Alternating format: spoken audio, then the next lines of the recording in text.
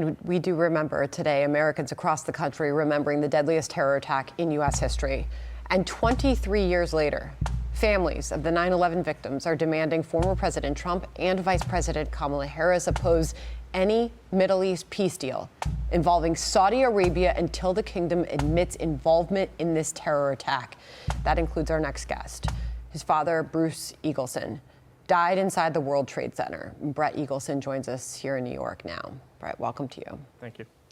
You were how old when your father passed? I was 15 years old and a sophomore in high school on that day. And you remember, I'm sure, like yesterday.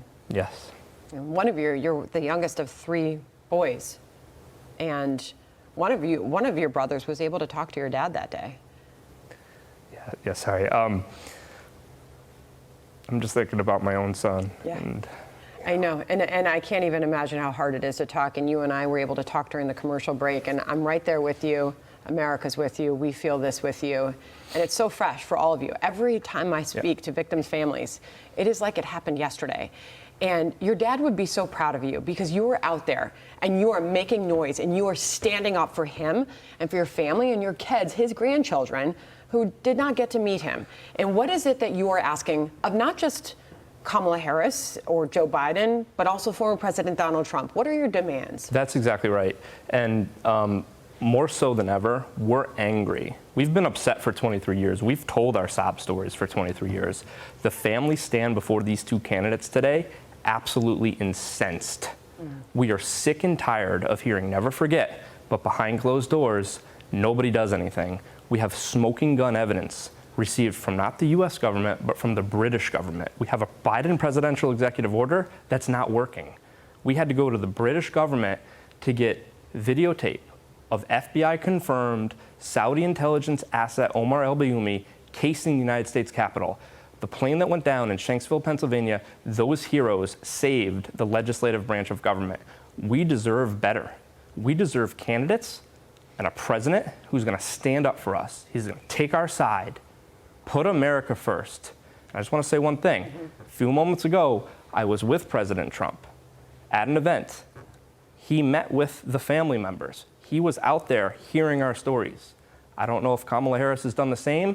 We're still waiting for both campaigns to answer our pledge, but we really need a true leader to stand up, take our side, and make Saudi Arabia admit the fault for what it did 25 years ago. We're not talking about the current regime. I want to make that very clear. A lot of people say, oh, they invest in American business, and why aren't you fighting them when they own shares of ABC News, for example?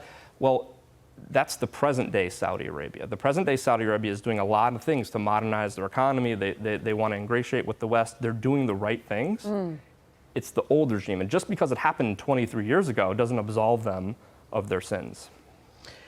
Powerful words, and your strength is admirable, standing up for what you believe is right here. And we understand those demands are on both sides of the aisle. I mean, this is not a political situation. This is not a partisan issue. This is not. So there are headlines out there right now about this moment as the current president was departing the White House yesterday. This grabs some headlines. You can react. Maybe you will choose not to. But I'll ask you about it in the broader sense of the treatment of this today. Listen. I'm going up to my granddaughter's birthday in New York. Then we're going to watch a debate. And then tomorrow I'm doing 9/11. Tomorrow I'm doing 9/11. I heard from you a moment ago some frustration with not being reached out to by President Biden. Kamala Harris, you're suggesting, is not meeting with the families today. Former President Donald Trump is. Is that something you've been feeling every year when you remember this day? Yeah, look, I just think that clip is a summary of what our government gives us. It's a summary of what we've gotten. It's sort of oh, okay, yeah, I got to go do 9/11. I got to go do that thing again, right?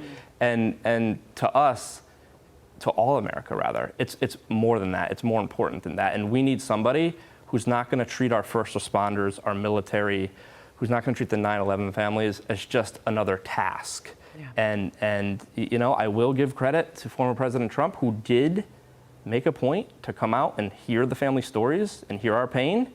We're still looking for him to sign that pledge, and there's a reason we're doing this. This is not a partisan issue. I don't want to hear it from anybody that I'm not going. Look, both sides have an obligation to the American people. And so far, it's been crickets from the Harris campaign. You know, there was a similar reaction to that clip from Joanne Barbara, wife of FDNY chief Gerard Barbara, who died on 9/11, also reacting to those same remarks. Listen. The elected officials here today show their respect and reverence to the families on September 11th. Or, in our president's words, do 9/11. Quite a flippant remark. But please remember that the September 11th families live it every day.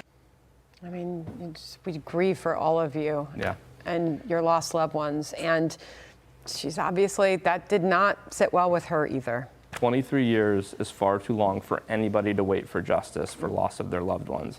This is important not only for us, it's important for Americans. This is politically important. If I look at Pennsylvania, and if I go to that state and I look to see how these voters are going to choose, how these voters are going to pick based on whether or not a president is going to stand up for the 9/11 families and put America first, or bury their heads in Saudi Arabian sand, who do we think those Pennsylvania voters are going to vote for? So this issue could very well much determine the election. Thank you for joining us. I keep looking at the pictures of your dad. I'm going to lose it. Beautiful soul he was, and he would be proud. Thank you for having me. Brad.